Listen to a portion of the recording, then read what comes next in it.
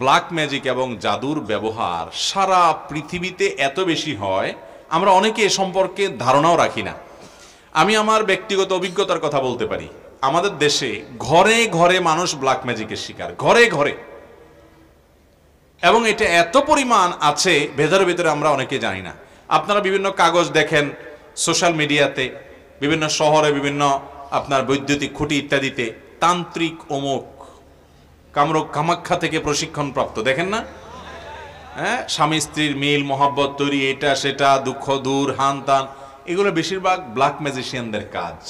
এবং black magic এটা মানুষকে ধ্বংস করার জন্য ব্যবহার করা হয়, মৃত্যুর মুখে ঠেলে দেওয়ার জন্য ব্যবহার করা হয়। এটার বাস্তবতা আছে, এটার বাস্তবতা আছে। এবং এত বেশি এই বিষয়টা দৃশ্যমান, মানে দেখতে তো মনে হয় না যে এটা দেখার কোনো উপায় আছে, কিন্তু এটা আপনি যদি কোনো ব্ল্যাক ম্যাজিকের রোগীর কাছে যান এবং তার ট্রিটমেন্ট দেখেন, বিশেষ করে কোরআনের উপরে ঈমান আনার জন্য, আর কিচ্ছুর দরকার নাই। একজন ব্ল্যাক ম্যাজিকের রোগী, তাকে যদি কোরআন পড়ে ফু দেওয়ার পর ট্রিটমেন্ট হওয়ার দৃশ্য আপনি দেখেন, আপনার ঈমানের মিটার তরতর করে বাড়তে থাকবে। আমি আমার জীবনে বহু ঘটনা দেখেছি, একটি দুটি নয়। এবং আমার পরিচিত বন্ধু বান্ধব অনেককে নাম বললে আপনারাও চিনবেন, জাতীয় পর্যায়ে পরিচিত, নাম বললাম না, যারা জেনারেল শিক্ষিত ভাই, তাদের অনেকে আমাকে বলেছেন, ভাই মানে অলৌকিকতা তো অনেক রকমই হতে পারে, কিন্তু এরকম অলৌকিকতা তো দেখি নাই। এই কোরআনের মাধ্যমে আল্লাহ তাআলা ব্ল্যাক ম্যাজিক থেকে এইভাবে মানুষকে র্যাপিডলি, খুব দ্রুততার সাথে মানুষকে ট্রিটমেন্ট করান। অনেক রুগী আছে দেখবেন কোনো ট্রিটমেন্টে কাজ হয় না, কোনো ট্রিটমেন্টে কাজ হয় না। এগুলো বেশিরভাগ ব্ল্যাক ম্যাজিকের রোগী হয়। আমি আমার মসজিদের মহল্লার এলাকাতে এক ভদ্র মহিলা, বয়স অনেক কম, একটা বা দুইটা বাচ্চা হয়েছে, তিনি বিছানায় শয্যাশায়ী হয়ে গেছেন। 1 বছর আগের ঘটনা, নারায়ণগঞ্জ ভূমিপল্লী এলাকা। তো সেখানে আমাকে এক ভদ্রলোক নিয়ে গেছেন, যাওয়ার পর আমি ডিটেল শুনলাম। শোনার পরে আমার কাছে মনে হলো যেটা ব্ল্যাক ম্যাজিকের রোগী। ইন্ডিয়াতে নিয়ে গেছেন, অনেক জায়গায় নিয়ে গেছেন, কোনো কিছু হয় নাই। পরবর্তীতে আমি ওনাকে পরামর্শ দিয়ে একজন রাকির সাথে যোগাযোগ করাই দিলাম। সেই রাকি, তাকে, রাকি মানে ঝাড়ফুঁক করে যারা কোরআন হাদিসের আলোকে, এটা যেটা আমার সাবজেক্ট নাই, সাবজেক্টের একজনকে আমি রেফার করে দিলাম। ওই আল্লাহর বান্দার ঝাড়ফুঁকের পর এই ভদ্র মহিলার বমি হয়েছে, এবং বমি থেকে দেখা গেছে ভেতর থেকে চুলে মোড়ানো একটা আপনার গোশতের টুকরো পাওয়া গেছে, রান্না করা গোশত, এটা চুল দিয়ে মোড়ানো। তা আমি আবার একজন ডক্টরকে দেখিয়েছি, যিনি চিকিৎসক পেশায়। বললাম, ভাই এটার ব্যাপারে আপনার কি, যে চুলে মোড়ানো?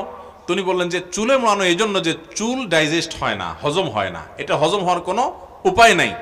এটাকে চুল দিয়ে এমনভাবে মোড়ানো হয়েছে যে এটা কোনো দিনই হজম হবে না, ভেতরে থাকবে এবং তাকে শেষ করে দিবে। এবং এটা বের হওয়ার পর থেকে ভদ্রমহিলা পরিপূর্ণ সুস্থ, এখনো বেঁচে আছেন, দিব্যি হাঁটা চলা করেন। এবং আমার মসজিদের পাশে 2-3 বিল্ডিংয়ের পাশেই তার বাড়ি, এখনো আছেন বেঁচে আল্লাহর বান্দি। এরকম শত সহস্র ঘটনা ঘটে। এই যে বিশ্বকাপ খেলা হয়ে গেল, আপনারা অনেকে কিন্তু আপনার পেপার পত্রিকা দেখেছেন কিনা আমি জানি না, আমি দেখেছি যে অনেক বড় বড় খেলোয়াড়রা প্রতিপক্ষ খেলোয়াড়দের ব্ল্যাক ম্যাজিক করে দুর্বল করার জন্য, আবার নিজেরা ভালো খেলার জন্য ব্ল্যাক ম্যাজিক করে। উত্তরবঙ্গে একটা খেলা আছে, পাতা খেলা, পেপার পত্রিকায় প্রায় লেখালেখি হয়, গুগলে সার্চ দিলে পাতা খেলা দিলে দেখবেন চলে আসছে। আমি এটার উপরে বেশ পড়াশোনা করার চেষ্টা করেছি। এটাতেও ওই তন্ত্র মন্ত্র পাঠ করা হয়, ব্ল্যাক ম্যাজিকের আশ্রয় নেওয়া হয়, এবং একজন ম্যাজিশিয়ান আরেকজনকে টেনে নিয়ে আসে, দুর্বল করে দেয়। তো এগুলো শুধু বাংলাদেশে না, সারা পৃথিবীতে। এটার খোলাসা কথা হলো শয়তানের আশ্রয় নেওয়া।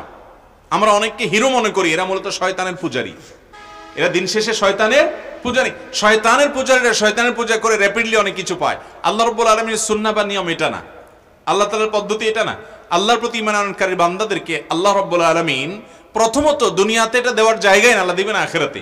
দ্বিতীয়ত হলো আল্লাহ রাব্বুল আলামিন কোনো কিছু আপনি করবেন আর সাথে সাথে আপনাকে দিয়ে দিবে, এর জন্য আপনার ঈমান যেমন সেরকম তাজা থাকতে হবে, এবং নেক আমল যেরকম আপনার থাকতে হবে, অনেক শর্ত আল্লাহ রাব্বুল আলামিনের তরফ থেকে দেওয়া আছে।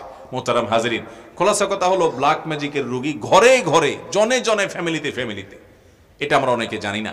আমাদের অনেকে বিভিন্ন কবিরাজের কাছে যাই, এই কবিরাজরা দেখা যাবে যে আপনার অনেক সময় অনেক হাড়, অনেক সময় দেখবেন যে অনেক পুতুল, তারপরে যা দেখবেন যে পুতুলের গায়ে আপনার অনেকগুলো পিন লাগানো আছে। হ্যাঁ, ব্ল্যাক ম্যাজিশিয়ানরা এটা করে, নর্মালি এগুলা করে। আপনি না বুঝে নিয়ে আসেন, চলে আসেন, এবং ধ্বংসের দ্বার প্রান্তে নিয়ে যান। অনেক মানুষ অসুস্থ হয়ে যায়, অনেকে মৃত্যুর কোলে আস্তে আস্তে ঢলে পড়ে, অনেকের অনেক দিক থেকে অনেক স্বামী স্ত্রীর মধ্যে মনোমালিন্য তৈরি হয়, অশান্তি তৈরি হয়। ভাইরা আমার, এই ব্ল্যাক ম্যাজিকের রোগী বোঝার উপায় কি?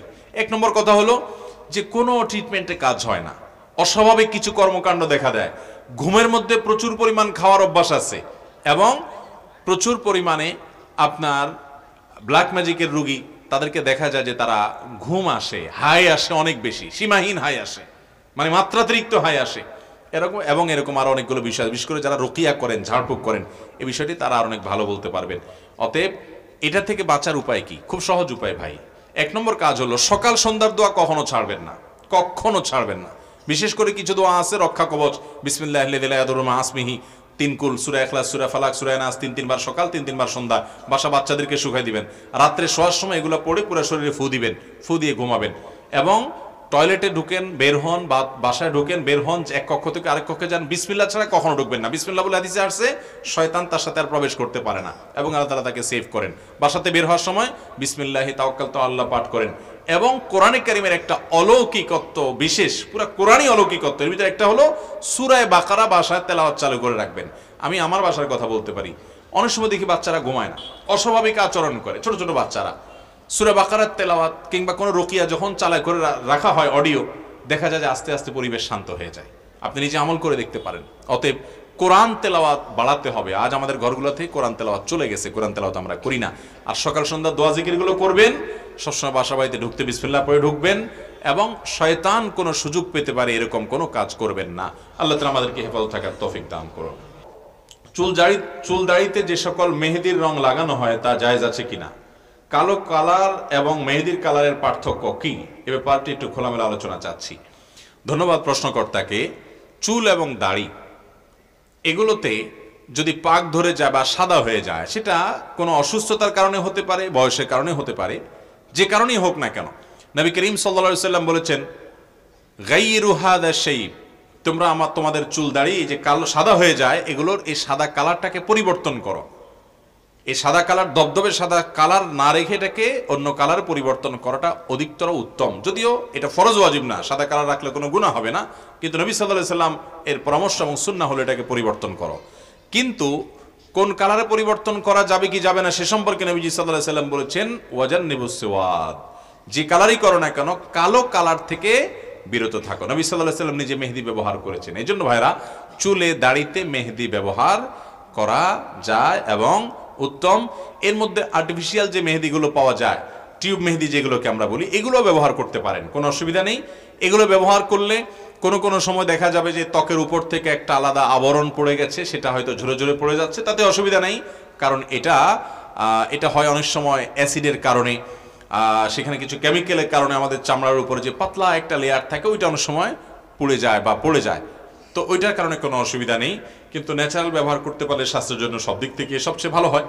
কিন্তু ন্যাচারালটা করেন আর টিউব মেহেদি করেন, মেহেদি ব্যবহার করা জায়েজ আছে। আমাদের অনেকে আবার মেহেদি ব্যবহার নিয়ে বিভিন্ন রকম কথা বলেন যে মেহেদি ব্যবহার করতে হয় চুলে আর দাড়িতে, এটা পায়ে লাগলে গুনাহ হবে না, এরকম কোনো কথা নাই। আপনি পায়ে লাগান, হাতে লাগান, তারপরে চুলে দাড়ি লাগান, লাগাতে পারেন। তবে পায়ে আর হাতে মহিলারা লাগাবে, এটা হলো অধিকতর উত্তম। পুরুষরা শুধু দাড়িতে চুলে লাগাবে। নবী করিম সাল্লাল্লাহু আলাইহি সাল্লাম এর কাছে কোনো মহিলা কোনো কিছু পর্দা থেকে দিয়েছেন বা নিয়েছেন, তার হাতে মেহেদি ছিল না। নবী সাল্লাল্লাহু আলাইহি সাল্লাম বলেন, কি পুরুষের হাত না মহিলার হাত? বলি, ইয়া রাসূলুল্লাহ, মহিলার হাত। তখন নবী সাল্লাল্লাহু আলাইহি সাল্লাম বলেন, মহিলার হাত আবার মেহেদি নাই কিভাবে? তার মানে মহিলারা মেহেদি ব্যবহার করবেন। সাজগোজ করার এই রাইট, অধিকার মহিলাদেরকে শরীয়ত বেশি দিয়েছে। পুরুষরা শুধু চেয়ে চেয়ে থাকবেন তাদের দিকে। কথা বুঝতে পারছেন?